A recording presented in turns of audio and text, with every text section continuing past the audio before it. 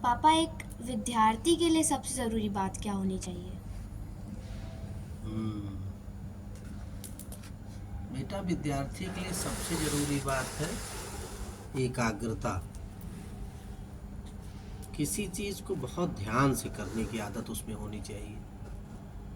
तो एकाग्रता अगर व्यक्ति में है तो आप बैठेंगे तो एकाग्र होकर, चाहे मैथ हो, इंग्लिश हो, साइंस हो, सोशल साइंस हो, जिस भी विषय को पढ़ेंगे वो आपको अच्छे से याद हो जाएगा। आप उसका अच्छे से आंसर दे पाएंगे। एकाग्र होकर अगर आप नहीं पढ़ेंगे तो पता चला आप 5 घंटे की पढ़ाई किए, और पता है क्या होगा, 5 घंटे पढ़ेंगे और 1 घंटे भर का समझ में नहीं आएगा। और अगर आप एकाग्र होकर पढ़ेंगे तो कोई चीज़ आप 10 मिनट 5 मिनट भी पढ़ेंगे बेटा, तो वो पूरे जीवन काम आएगी और परीक्षा में तो अच्छे नंबर मिलेंगे ही।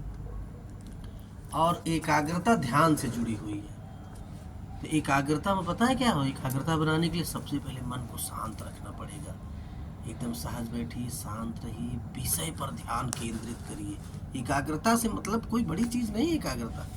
विषय, जिस विषय को पढ़ रहे हैं, जिस कार्य को कर रहे हैं विद्यार्थी के रूप में, उसमें अगर आप ध्यान से करेंगे, एकाग्र मन से करेंगे, तो आपका मस्तिष्क उस चीज़ को हल करने में पूरी मदद आपको करेगा।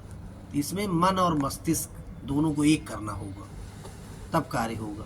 नहीं पता चला दिमाग जो है सोच रहा है कि पटेल चेस्ट पे जाए, ये खा ले, वो कर ले, मन तो इधर है, और दिमाग कह रहा है कि मम्मी कह गई है इसको इस चैप्टर को पूरा करना है।